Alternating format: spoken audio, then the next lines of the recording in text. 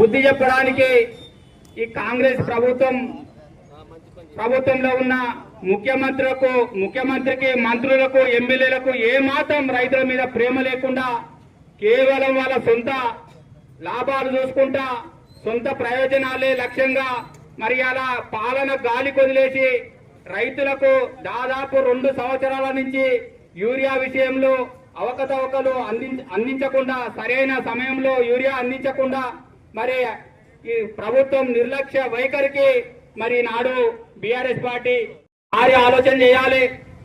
2014లో TRS ప్రభుత్వం కేసీఆర్ గారి నాయకత్వంలో మరి ప్రభుత్వం ఏర్పడినాక ఆనాడు అంతకుముందు 10 సంవత్సరాలు మరి కాంగ్రెస్ ప్రభుత్వం ఉండే ఈ రాష్ట్రంలో మరి కరెంటు విషయానికి వస్తే మరి దాదాపు 5 గంటల 6 గంటల కంటే ఎన్నడూ కూడా కరెంటు ఎక్కువ ఇచ్చిన దాఖలాలు లేవు.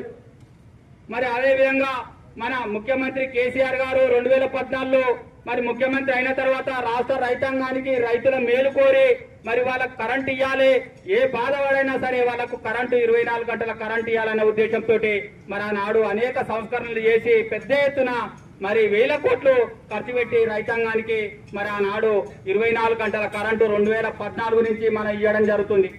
అదేవిధంగా రైతులకు సకాలంలో మరి ఎరువులు అందించడం కానీ మరి అదేవిధంగా రైతులకు ఎరువులతో పాటు నకిలీ విత్తనాలు లేకుండా అనేక కార్యక్రమాలు చేసి ఈ రాష్ట్రంలో మరి రైతాంగము మరి అనేక విధాలుగా లాభం పొందే విధంగా మరి అనేక కార్యక్రమాలు చేసి మరి పంటల దిగుబడి పెంచినాం, సాగు విస్తీర్ణం పెంచినాం.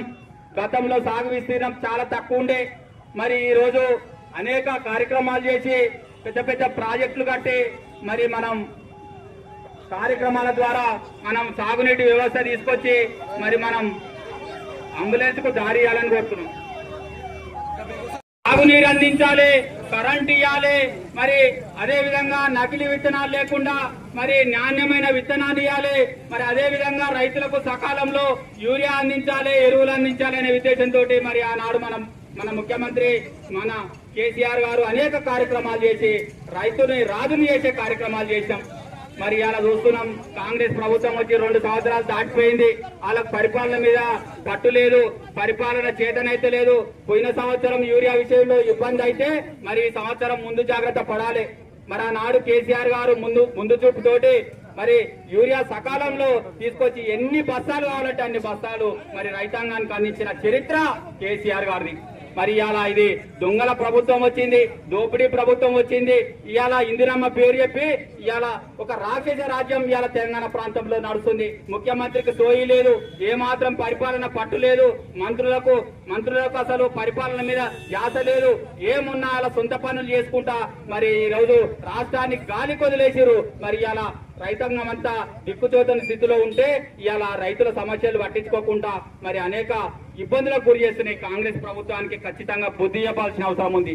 నిజంగా ఒకసారి సిగ్గు తెచ్చుకోవాలి ఎమ్మెల్యేలకు. ఇవాళ మొన్న ఒక 6 నెలల కింద మిర్యాలగూడలో ఒక ఎమ్మెల్యే ఉంటారు కాంగ్రెస్ ఆయన. మిర్యాలగూడ ఎమ్మెల్యే రైతులకు రావాల్సిన యూరియాని దొంగతనంగా లారీలు తీసుకుపోయి ఆంధ్రాకి అమ్ముకున్న దొంగలు ఈ ఎమ్మెల్యేలు, కాంగ్రెస్ పార్టీ ఎమ్మెల్యేలు. సిగ్గుండాలేమన్నా, మీకు బుద్ధి ఉండాలేమన్నా, ఏ మాత్రం నీతి నిజాయితీ లేకుండా రైతులకు రావాల్సిన యూరియాని దొంగ సాటుగా లారీలు మిర్యాలగూడ ఎమ్మెల్యే కాంగ్రెస్ ఆయన అమ్ముకుంటే నేనేం తక్కువనా, మా ఎమ్మెల్యే లారీలు అమ్ముకుంటే నేనేం తక్కువనా అని అలా గన్మెన్ 2 లారీలు అమ్ముకుండు. ఏమన్నా బుద్ధుందా మీకేమన్నా, సిగ్గుందా మీకేమన్నా, సిగ్గు చెరమేమన్నా చీము నెత్తురుంటే మీ ప్రభుత్వంలోకి వెళ్ళి దిగిపోరి. నీకు రేవంత్ రెడ్డి నీకు దమ్ము లేకుంటే, నీకు చేత కాకుంటే నువ్వు దిగిపో, నీ తోటి కాకుండా దిగిపో. రైతులకు యూరియా అందించలేని చౌట దద్దమ్మ ప్రభుత్వం ఇవాళ కాంగ్రెస్ ప్రభుత్వం ఇవాళ రాష్ట్రంలో నడుస్తుంది. రాష్ట్ర రైతాంగం ఆలోచన చేయాలి, మేధావులు ఆలోచన చేయాలి. అందరూ కూడా ఒకసారి మరి గతంలో కేసీఆర్ ముఖ్యమంత్రి ఉన్నప్పుడు 10 సంవత్సరాలు ఏ రకంగా ఉండే సస్యశ్యామలం చేసాం తెలంగాణ ప్రాంతాన్ని.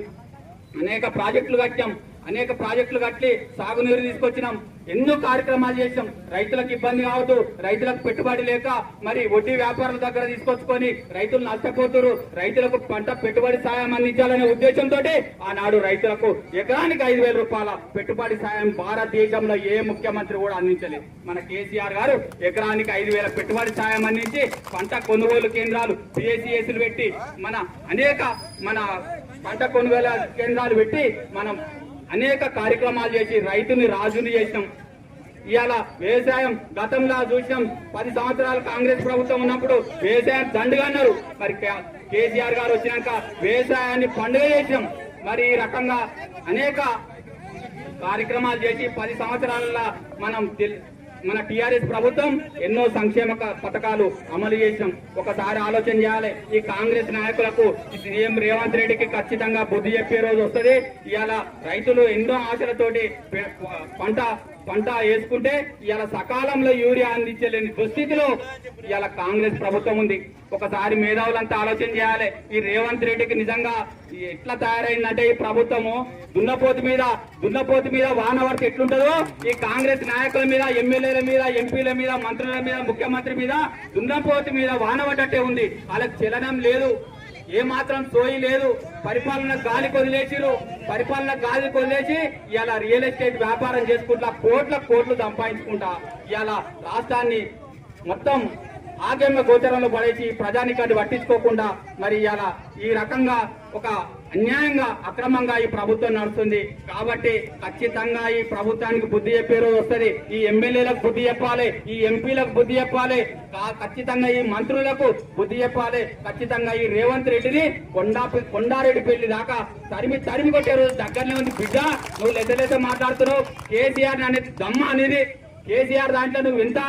కేసీఆర్ దాదాపు 1985 ఎమ్మెల్యే, ఆ రోజులనే మంత్రి, ఒక స్పీకర్ గా చేసిండు, ఒక కేంద్ర మంత్రిగా చేసిండు, ఒక పార్టీని పెట్టిండు, ఎంతో మందిని ఎమ్మెల్యేలు చేసిండు, ఎంతో మందిని మంత్రులు చేసిండు, ఒక ముఖ్యమంత్రిగా 10 సంవత్సరాలు చేసిండు.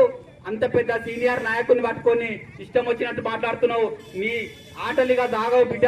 రేవంత్ రెడ్డి, నువ్వు అనుకుంటున్నావు బీఆర్ఎస్ పార్టీని కథం చేద్దాం అనుకుంటున్నావు. నీవు కాదు, నీ తాత దిగొచ్చినా కానీ బీఆర్ఎస్ పార్టీని ఎవరు కూడా కింద కదిలించలేరు. ఇది ప్రజలలో పుట్టిన పార్టీ, ప్రజల కోసం పుట్టిన పార్టీ, ప్రజల శ్రేయస్సు కోసం నడిచే పార్టీ. మీలాగా బ్రోకర్ పనులు చేసుకుంటా, మీలాగా అవినీతి అక్రమాలు చేసుకుంటా నిలబడే కాంగ్రెస్ పార్టీ లాగా కాదు. బీఆర్ఎస్ పార్టీ అంటే తెలంగాణ రాష్ట్రాన్ని సాధించిన పార్టీ. అందుకే ఖచ్చితంగా వీళ్ళకి బుద్ధి చెప్పే రోజు దగ్గరనే ఉంది. బిడ్డ ఖబర్దార్, ఖచ్చితంగా రైతులకు యూరియా అందించకుంటే, సకాలంలో యూరియా అందించకుంటే ఖచ్చితంగా మీ మంత్రులు గాని, ఎమ్మెల్యేలు గాని, ఎంపీలు గాని ఎక్కడికక్కడ అడ్డుకొని తరిమి కొట్టే రోజు దగ్గరనే ఉంది. బిడ్డ ఖబర్దార్ అని చెప్తూ మరి ఒకసారి మనం ఇలా ధర్నా చేస్తున్నాం. చేసినామంటే చేసినామా, పోయినామంటే పోయినట్టు కాకుండా మనకు కలెక్టర్ ఎప్పుడైతే హామీ ఇస్తాడో, మనకు జిల్లా కలెక్టర్ యూరియా అందించడంలో, వెలుగొండ మండలానికి సరిపడా యూరియా అందించడంలో కలెక్టర్ ఎప్పుడైతే హామీ ఇస్తాడో, హామీ ఇచ్చేదాకా ఈ నుంచి ఒక్కరు కూడా కదలొద్దు. మన రైతాంగం కోసం, మన రైతుల కోసం మనం సాయంత్రం 5 గంటలైనా 6 గంటలైనా మన కలెక్టర్ గారు హామీ ఇచ్చేదాకా ఈ నుంచి కదలొద్దని అందరినీ వేడుకుంటూ ఈ కార్యక్రమాన్ని ఉద్దేశించి